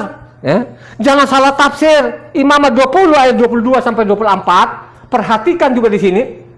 Demikianlah kamu harus berpegang pada segala ketetapanku dan segala peraturanku serta melakukan semuanya itu, supaya jangan kamu dimuntahkan oleh negeri kemana aku membawa kamu untuk diam di sana. Janganlah kamu hidup menurut kebiasaan bangsa yang akan kuhalau dari depanmu, karena semuanya itu telah dilakukan mereka sehingga aku muak melihat mereka. Tetapi kepadamu aku telah berfirman, kamulah yang akan menduduki tanah mereka dan akulah yang akan memberikannya kepadamu menjadi milikmu, suatu negeri yang berlimpah-limpah susu dan madunya. Akulah Yahweh Tuhanmu yang memisahkan kamu dari bangsa-bangsa lain. Jadi diperingat jangan sampai menyimpang ini Tauratku. Kalau sampai menyimpang Tauratku, nanti kamu akan dimuntahkan dari bangsa ini. Sekarang dimuntahkan nggak orang Israel? Halo? Dimuntahkan nggak? Dimuntahkan. Sampai Israel itu udah kagak ada lagi. Adanya Israel itu tahun 1948 mereka kembali lagi. Sudah kosong. Sudah dikasih warning itu, saudara. Ikuti namanya Tauratku. Jangan sampai kamu tinggalkan Taurat. Kalau sampai kamu tinggalkan Taurat, pasti kamu dimuntahkan nama negeri. Akhirnya apa? Mereka tidak mendengar orang Israel karena mereka sudah tidak beriman lagi kepada namanya Taurat ini. Mereka tidak percaya lagi Taurat ini. Ditinggalkan, akhirnya benar-benar dimuntahkan. Sampai namanya Samaria, kerajaan Israel Utara itu sampai kosong. Kerajaan selatan juga Yerusalem sampai kosong, habis. Sisa sekarang namanya tembok ratapan yang diselip-selipkan tadi. Sekarang mereka datang, cium-cium tembok, itu berzina namanya. Jadi orang Israel sendiri pun sampai sekarang berzina kepada tembok. Bukan dia berlutut, dia menadakan tangannya karena Tuhannya ada. Dia pergilah namanya ke temboknya tadi, dia nangis-nangis di situ, saudara. Apakah Tuhan mengajarkan seperti itu? Kenapa seperti itu? Karena menyimpang, imannya menyimpang, tidak ingat lagi Tuhan, tidak kenal Tuhan lagi, diganti-ganti namanya. Akibatnya apa? Benar-benar dimuntahkan dari bangsa itu, saudara, sampai kosong, saudara. Ayat 26 tadi, Imamat 20 ayat 26. Kuduslah kamu bagiku, sebab aku ini Yahweh kudus, dan aku telah memisahkan kamu dari bangsa-bangsa lain supaya kamu menjadi milikku. Coba kan, dipisahkan. Aku akan pisahkan dari bangsa-bangsa lain. Yang paling penting, setialah dalam hukum-hukum ini. Aku akan pisahkan, aku bedakan dari bangsa lain. Kurang apa lagi, saudara? Janjinya Tuhan mereka abaikan gitu loh, tidak mempedulikan gitu loh. Imamat 25:18. Demikianlah kamu harus melakukan ketetapanku dan tetap berpegang pada peraturanku serta melakukannya, maka kamu akan diam di tanahmu dengan aman dan tentram. Coba orang-orang beriman yang benar itu, dia ikuti apa yang diperintahkan, pasti dia hidup tentram, aman. Dia jamin karena itu apa tadi kan kita sudah baca bersama namanya Keluaran 19 ayat 5 tadi. Ikuti perintah, aku jadikan engkau harta kesayangan. Kalau dia jadikan kita harta kesayangan, dia kan Tuhan bertanggung jawab. Kita tidak akan mati sia-sia. Ini janji Tuhan. Itulah orang-orang beriman. Kalau kita benar-benar perhatikan apa yang dikatakan Tuhan, kita lakukan apa yang dikatakan Tuhan, pasti kita jadikan Tuhan menjadikan kita harta kesayangannya. Amin. Hanya persoalan ini dari waktu ke waktu ini manusia makin menyimpang, imannya makin nggak benar. Dia beriman kepada namanya patung, dia beriman kepada namanya dewa-dewa Baal, Aserah, saudara, menyimpang, saudara. Tinggalkan hukum Taurat. Dia tidak pedulikan lagi, gitu. Coba kita lihat lagi kan, ini kan zaman nabi-nabi ini, khususnya Nabi Yesaya ini orang Israel itu kan makin parah gitu loh. Makanya di situ dia ulangi lagi di situ, apa yang keluar dari mulutku, apa yang keluar dari mulut yang disebut Taurat itu tidak akan mungkin aku tarik lagi. Coba satu orang, Yesaya 45 ayat 23. Demi aku sendiri, aku telah bersumpah, dari mulutku telah keluar kebenaran, suatu firman yang tidak dapat ditarik kembali, dan semua orang akan bertekuk lutut di hadapanku dan akan bersumpah setia dalam segala bahasa. Jadi tidak mungkin aku tarik lagi, tidak mungkin aku batalkan. Akhirnya orang yang makin menyimpang, makin tulikan telinganya, imannya makin gak karu-karuan. Coba kan, tidak kenal Tuhan lagi, mereka tinggalkan namanya hukum Taurat ini. Itu Coba kan, kalau kita baca lagi Yesaya 49 ayatnya 6 di sana, bahwa orang Israel itu menjadi terang bangsa-bangsa. Kenapa mereka jadi terang bangsa-bangsa? Karena diberi Tuhan itu Taurat supaya sampaikan ke bangsa lain, sampai ke ujung dunia. Tapi mereka tetap menyimpang. Coba baca Yesaya 49 ayatnya 6.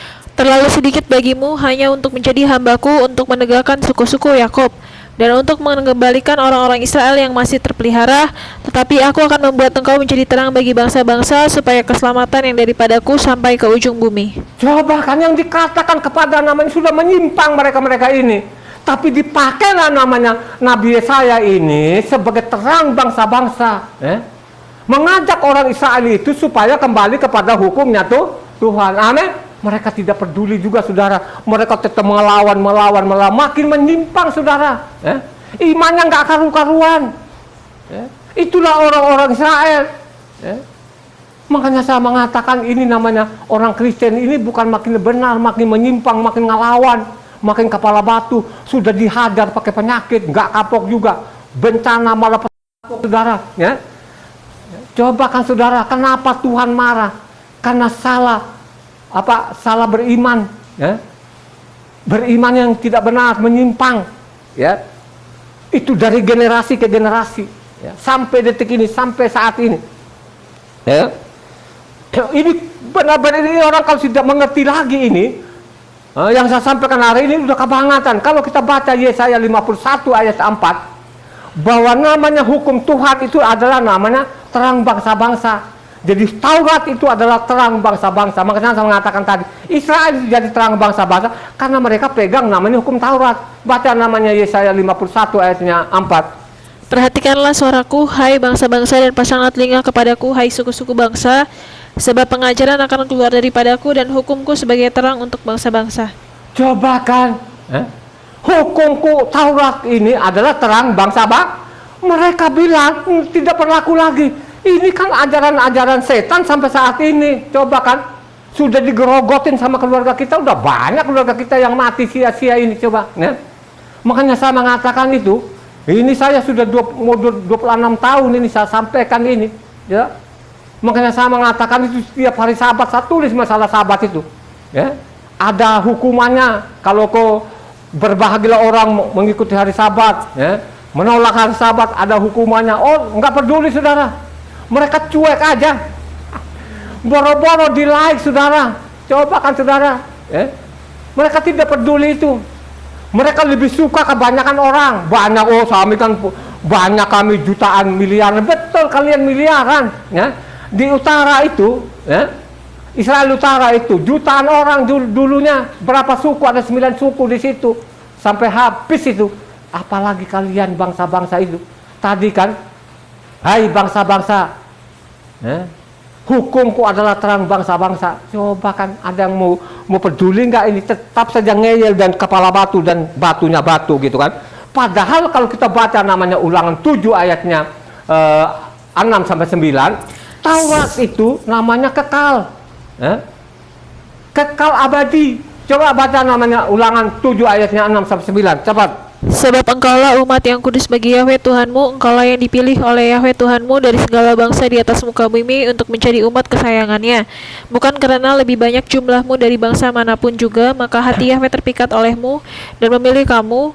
Bukankah kamu ini yang paling kecil dari segala bangsa? Tetapi karena Yahweh mengasihi kamu dan memegang sumpahnya yang telah diikrarkannya kepada nenek moyangmu, maka Yahweh telah membawa kamu keluar dengan tangan yang kuat dan menebus engkau dari rumah perbudakan, dari tangan Farao Raja Mitsraim. Sebab itu haruslah kau ketahui bahwa Yahweh Tuhanmu, dialah Tuhan, Tuhan yang setia, yang memegang perjanjian dan kasih setianya terhadap orang yang kasih kepadanya dan berpegang pada perintahnya sampai kepada beribu-ribu keturunan. Sampai beribu-ribu keturunan. Ini kan ingat perjanjiannya Abraham. Makanya tadi kan kita sudah dengar bersama namanya Kejadian 18 ayat 9, Abraham dipilih itu supaya perintahkan kepada anak keturunannya untuk namanya menjaga namanya hukum Taurat ini, saudara. Makanya dia bilang beribu-ribu keturunan, bukan karena banyakmu, bukan, Karena ingat perjanjiannya Abraham, Ishak dan Yakub, saudara. Ya. Jadi Taurat itu namanya Kejadian, Keluaran, Imamat, Bilangan dan Ulangan. Itu namanya hukum Taurat. Ya. Jangankan kalimat, 1 iota pun tidak boleh. Ya. Coba Ulangan 26, ini Ulangan 26 juga luar biasa loh di sini. Ulangan 26 ayatnya 16. Perhatikan di sini. Banyak orang tidak mengerti loh, saudara. Tetap mereka membabi buta itu bahwa Taurat itu nggak bagus lah, segala macam lah, kita tidak sanggup lah, segala macam, karena nafsumu, sehingga kau tidak mau kembali kepada hukum Taurat. Nafsu jinamu, ya, nafsu bejatmu itulah sehingga kau tidak mau kembali kepada hukumnya Tuhan. Namanya Ulangan 26 ayatnya 13 sampai 19. Pada hari ini, Yahweh Tuhanmu memerintahkan engkau melakukan ketetapan dan peraturan ini. Lakukanlah semuanya itu dengan setia dan dengan segenap hatimu dan dengan segenap jiwamu. Engkau telah menerima janji daripada Yahweh pada hari ini, bahwa Ia akan menjadi Tuhanmu dan engkau pun akan hidup menurut jalan yang ditujukannya dan berpegang pada ketetapannya, perintah serta peraturannya dan mendengarkan suaranya. Dan Yahweh telah menerima janji daripadamu pada hari ini, bahwa engkau akan menjadi umat kesayangannya, seperti yang dijanjikannya kepadamu, dan bahwa engkau akan berpegang pada segala perintahnya, dan Ia pun akan mengangkat engkau di atas segala bangsa yang telah dijadikannya untuk menjadi terpuji, ternama, dan terhormat. Maka engkau akan menjadi umat yang kudus bagi Yahweh Tuhanmu seperti yang dijanjikannya. Coba engkau akan jadi terpuji, ternama, terhormat. Kalau engkau benar perhatikan firmanku tadi, saya pisahkan dari bangsa lain, aku jadikan engkau terpuji dan terhormat. Wih, luar biasa. Kagak mau juga, saudara. Sekarang adalah ajaran Kristen lagi, suruh tinggalkan nama Taurat. Gimana sih? Kita percayai mana? Ini perkataan pendusta orang Kristen ini, atau perkataannya isi kitab sesuai isi kitab sucinya? Ya? Perkataannya Mose enggak? Ya? Coba kan, perkataannya Mose di situ yang ditarik kan bukan dari Mose, dari mulutnya Mose. Ini kan dari mulutnya Tuhan, dicatat oleh Mose. Amin. Ya? Ini sangat jelas, loh, saudara. Ya? Saya jadikan engkau terpuji dan terhormat. Kagak mau juga, saudara. Yeskiel 18 yang terakhir. Nah, nabi-nabi itu dari generasi ke generasi peringatkan terus sama mereka. Gak mau, saudara. Tetap membandel, saudara. Sampai saat ini pun juga tuh orang Israel juga pun terpecah-pecah kan gitu kan. Ya, ada agama A, B, C-nya lah. Ada namanya kitab Talmudnya lah. Ada agama Yahudinya lah. Makin gak jelas. Ya. Jadi Yeskiel 18 ayat 20. Orang yang berbuat dosa itu yang harus mati. Anak tidak akan turut menanggung kesalahan ayahnya, dan ayah tidak akan turut menanggung kesalahan anaknya. Orang benar akan menerima berkat kebenarannya, dan kefasikan orang fasik akan tertanggung atasnya. Tadi apa? Yeskiel berapa? 18. Yeskiel 18 ya? Ayat 20.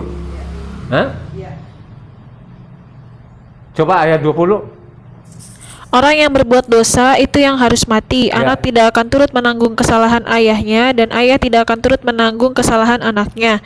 Orang benar akan menerima berkat kebenarannya, dan kefasikan orang fasik akan tertanggung atasnya. Coba yang bertanggung sendiri, saudara. Orang benar itu yang akan selamat. Ya? Yang tetap melakukan Taurat itu yang selamat. Bertanggung jawab masing-masing. Orang yang berdosa itu yang mati. Ya? Ini dicatat loh di dalam ini, pemberontakan demi pemberontakan luar biasa ini kan. Nehemia 9 ayatnya 29. Ini terus dibawa ini, saudara, ya. Siapa saja yang kembali kepada hukumnya Tuhan pasti dijamin akan selamat. Coba baca. Nah. Engkau memperingatkan mereka dengan maksud membuat mereka berbalik kepada hukum-Mu, tetapi mereka bertindak angkuh, mereka tidak patuh kepada perintah-perintah-Mu, dan mereka berdosa terhadap peraturan-peraturan-Mu yang justru memberi hidup kepada orang yang melakukannya. Mereka melintangkan bahu untuk melawan, mereka bersitegang leher dan tidak mau dengar.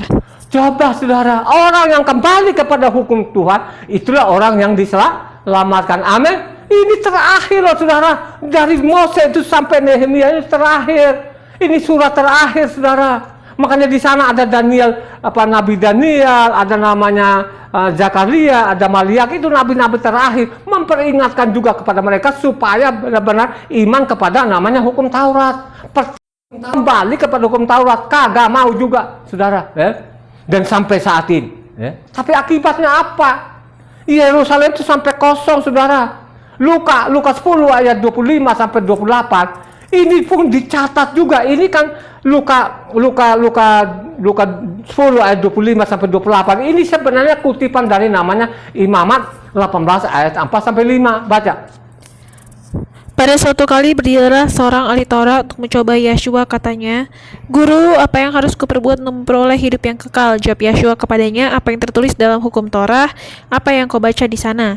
Jawab orang itu, "Kasihilah Yahweh Tuhanmu dengan segenap hatimu dan dengan segenap jiwamu dan dengan segenap kekuatanmu dan dengan segenap akal budimu, dan kasihilah sesama manusia seperti dirimu sendiri." Kata Yeshua kepadanya, "Jawabmu itu benar, perbuatlah demikian, maka engkau akan hidup." Pasti engkau selamat kalau engkau kembali ke hukum Tauratnya. Kalau ingat namanya Imam 18 ayat 4 sampai 5, pasti engkau selamat. Ini kan kutipan dari namanya tadi yang sudah dibaca Luka 10 ayat 25 sampai 28. Ini kan kutipan dari namanya Imamat 18 ayat 4 sampai 5, Saudara. Diperingatkan juga pada zaman rasul-rasul itu. Jadi tidak ada namanya bikin agama Kristen. Coba kan, kurang apalagi zaman itu kan dulu kan sudah ada namanya agama Yahudi. Masa zaman rasul-rasul bikin agama baru lagi? Kan Tuhan, kan siapa yang menyuruh ini? Tuhan yang menyuruh atau dari Roma itu sana? Kan gitu. Jadi penyelidikan saya dalam kitab suci itu tidak pernah Tuhan memerintahkan itu supaya tinggalkan hukum Taurat, apalagi bikin namanya agama baru. Roma 10 ayat 5. Ini kan Roma 10 ayat 5, ini kan kutipan juga dari apanya Imamat 18 ayat 4 sampai 5. Coba Roma 10 ayat 5. Sebab Mose menulis tentang kebenaran karena hukum Torah, orang yang melakukannya akan hidup karenanya. Coba kan, orang yang melakukan Taurat, yang kembali kepada hukum Taurat, pasti akan diselamatkan. Tidak ada di dalamnya suruh meninggalkan Taurat. Galatia 3 ayat 21 juga demikian. Tapi Galatia 3 ini adopsi agar dia mulai memperkosa juga ini. Jadi tidak utuh juga di sini. Dicoba-coba orang mengacokan di situ. Coba baca. Kita dengar bersama namanya ayat 21-nya. Kalau demikian bertentangankah hukum Torah dengan janji? Tadi bukan ayat 12-nya. Roma 3 ayat 12. Tetapi dasar hukum Torah bukanlah iman, melainkan siapa yang melakukannya akan hidup karenanya. Coba kan, jadi seolah-olah Taurat itu tidak mengadakan iman, Saudara. Jadi iman itu dengan melakukan hukum Taurat itu harus sinkron, sejalan. Makanya dia bilang seperti tubuh tanpa roh akan mati, iman tanpa perbuatan juga mati. Tanpa engkau melakukan Taurat, mati juga. Hanya lu bisa beriman, tapi tidak pernah lu ikutin perintah Tuhan. Sudah saya ulang-ulangin tadi itu. Siapa yang kembali kepada hukum Taurat, pasti dia selamat. Yakin dia selamat. Tapi kalau dia bilang Taurat tidak relevan lagi, itu sudah mati mati abadi namanya. Itu tidak ada pengampunan itu. Coba kan, iman yang benar itu orang-orang yang percaya perkataan Tuhan, seperti namanya perwira Roma ini ada luar biasa loh. Kalau kita baca namanya Matitia 8 ayatnya 5 sampai 13 yang cepat. Ketika Yeshua masuk ke Kapernaum, datanglah seorang perwira mendapatkan dia dan memohon kepadanya, "Tuan, hambaku terbaring di rumah karena sakit lumpuh dan ia sangat menderita." Yeshua berkata kepadanya, "Aku akan datang menyembuhkannya." Tetapi jawab perwira itu kepadanya, "Tuan, aku tidak layak menerima Tuan di dalam rumahku. Katakan saja sepatah kata, maka hambaku itu akan sembuh, sebab aku sendiri seorang bawahan dan di bawahku ada pula prajurit. Jika aku berkata kepada salah seorang prajurit itu pergi, maka ia pergi, dan kepada seorang lagi datang, maka ia datang. Ataupun kepada hambaku kerjakanlah ini, maka ia mengerjakannya." Setelah Yeshua mendengar hal itu, heranlah ia dan berkata kepada mereka yang mengikutinya, "Aku berkata kepadamu, sesungguhnya iman sebesar ini tidak pernah aku jumpai pada seorang pun di antara orang Israel. Aku berkata kepadamu, banyak orang akan datang dari timur dan barat dan duduk makan bersama-sama dengan Abraham, Ishak dan Yakub di dalam kerajaan sorga. Sedangkan anak-anak kerajaan itu akan dicampakkan ke dalam kegelapan yang paling gelap, di sanalah akan terdapat ratap dan kertak gigi." Lalu Yeshua berkata kepada perwira itu, "Pulanglah dan jadilah kepadamu seperti yang kau percaya." Maka pada saat itu juga sembuhlah hambanya. Coba seorang perwira, saudara, bukan orang Israel. Saya cari-cari seperti ini kan di Israel nggak ada katanya. Coba berapa orang yang beriman, yang benar, tahu tidak layaklah Tuhan datang. Engkau katakan sepatah kata saja pun pasti akan terjadi. Dia tahu ini saudara. Makanya dia bilang, saya cari seperti orang ini, nggak ada di Israel saudara. Jangan lihat kan banyak-banyaknya yang menyimpang ini. Makanya dikasih warning sama kita. Namanya Keluaran 23 ayat 2 di sana. Jangan ikut-ikutkan ke banyak orang yang menyimpang dalam hukum Taurat ini. Coba baca namanya Keluaran 23 ayatnya 2. Janganlah engkau turut kebanyakan orang melakukan kejahatan dan dalam memberikan kesaksian mengenai sesuatu perkara, janganlah engkau turut-turut kebanyakan orang membelokkan hukum. Coba kan, jangan kebanyakan banyak. Biarpun mereka banyak dan lain, jangan pedulikan. Kalau engkau tahu mereka menyimpang, jangan ikut. Ini dikasih warning sama kita. Mau ikutin pendeta-pendeta pendusta ini yang sampai sekarang ini mengajak orang mati. Mendingan sekarang selidiki kitab suci, lu pelajari kitab suci, pasti engkau selamat. Seperti namanya perwira ini, saudara, perwira yang luar biasa. Coba kan, coba apanya Yohanes 11 ayatnya 8-9. Murid-murid itu berkata kepadanya, Rabi, baru-baru ini orang-orang Yahudi mencoba melempari engkau. Masih maukah engkau kembali ke sana? Jawab Yeshua, bukankah ada 12 jam dalam satu hari? Siapa yang berjalan pada siang hari, kakinya tidak terantuk, karena ia melihat terang dunia ini. Coba kan saudara, dia tahu kok tuh. Benar Tuhan, saya tahu nanti bahwa akhir zaman akan diselamatkan. Sekarang saudara mau selamat. Dia ngerti saudara, bahwa dia adalah Yahweh itu sendiri saudara. Jadi iman kita ini iman harus yang benar, jangan menyimpang. Supaya engkau tidak menyimpang itu penting sekali engkau mempelajari namanya isi kitab suci ini, sehingga tidak diajarin namanya pendusta-pendusta ini, yang pembunuh-pembunuh ini yang sampai sekarang ini merajalela di dunia ini. Mari engkau selamatkan dirimu, selamatkan keluargamu, ajak keluargamu untuk meneliti isi kitab suci, pasti engkau selamat. Persoalan sekarang ini memang sudah menyimpang. Menyimpangnya sudah dari awal, saudara, sudah menyimpang, nggak karu-karuan.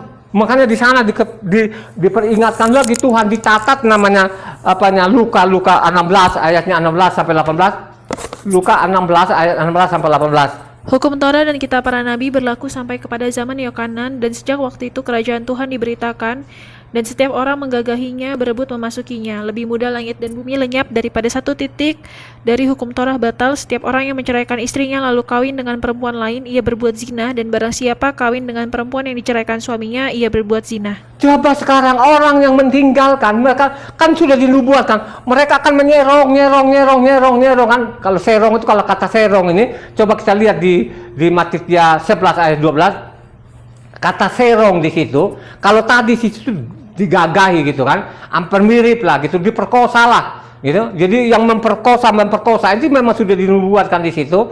Coba namanya Matius 11 ayat 12. Sejak tampilnya Yohanan Pembaptis hingga sekarang kerajaan sorga diserong, dan orang yang menyerongnya mencoba menguasainya. Coba sekarang mereka diserong. Ini sekarang namanya Kristen bukan diserong lagi, disuruh tinggalkan namanya hukum Taurat. Makanya ayat 18 tadi ada kata zina. Siapa yang menceraikan? Tadi kembali Luka 16 ayatnya 18. Setiap orang yang menceraikan istrinya lalu kawin dengan perempuan lain, ia berbuat zina, dan barang siapa kawin dengan perempuan yang diceraikan suaminya, ia berbuat zina. Coba kan kau tinggalkan namanya Taurat, itu lu bercerai, akhir lu berzina. Jadi namanya bangsa Israel sudah dari generasi ke generasi berzina. Mereka tinggalkan namanya Tuhan mereka. Coba kan, Tuhan mereka tuh loh dalam kerohanian seperti suami. Coba kan, tinggalkan Taurat, tinggalkan Yahweh.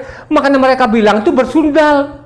Coba kan, jadi orang Israel ini sudah lama bersundal. Coba kan, orang yang suruh meninggalkan Taurat itu orang-orang zina.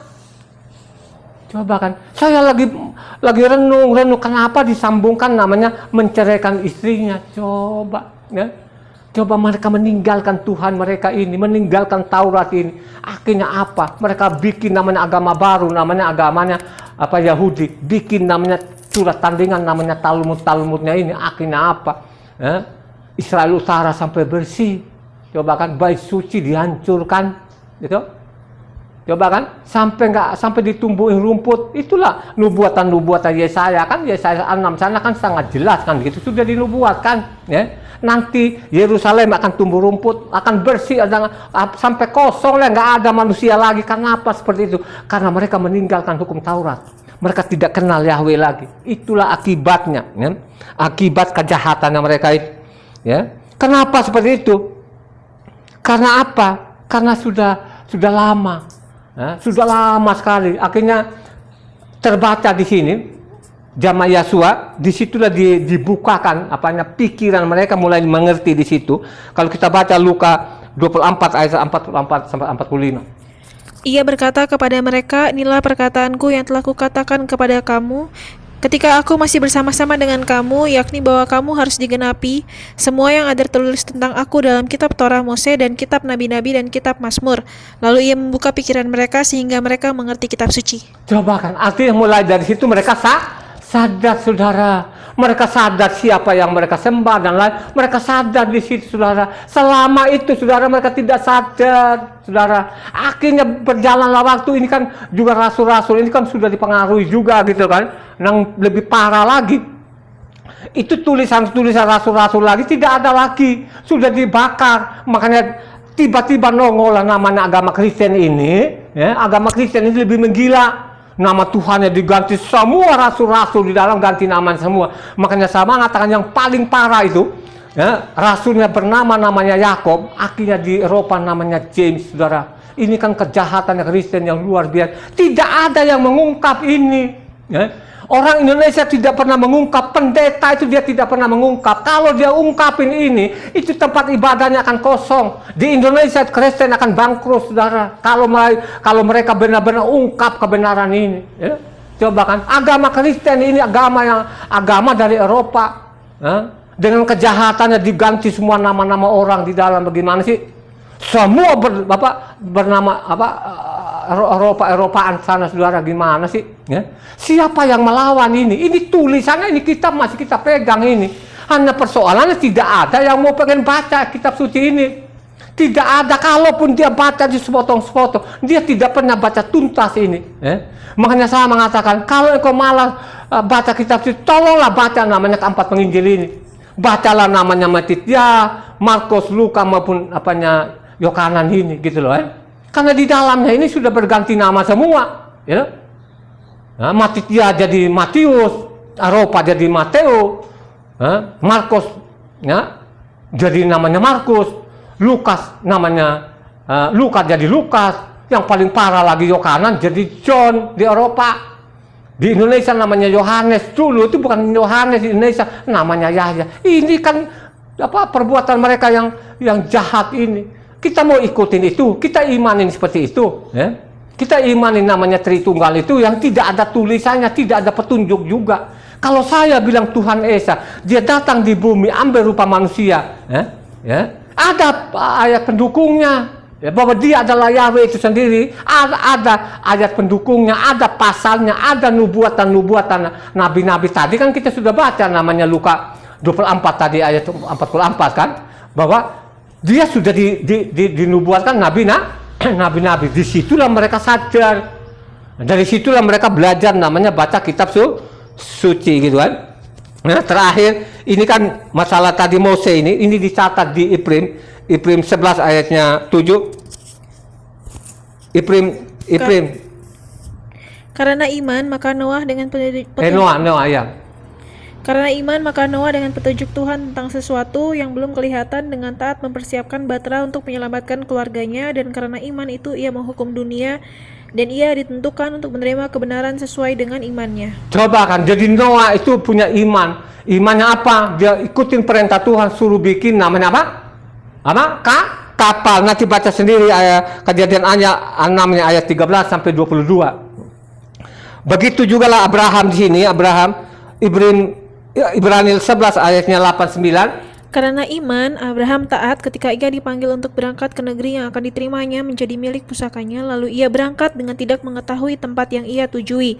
Karena iman, ia diam di tanah yang dijanjikan itu seolah-olah di suatu tanah asing, dan di situ ia tinggal di kemah dengan Ishak dan Yakub yang turut menjadi ahli waris janji yang satu itu. Itu tadi kan kita sudah mendengar, kita sudah dengar bersama tadi, namanya Kejadian 12 ayatnya 1 sampai 5. Amin. Marilah engkau beriman yang benar. Nah, tekunin mempelajari kitab suci ini, ya, untuk menyelamatkan dirimu dan menyelamatkan juga keluargamu. Amin. Amin. Tuhan memberkati.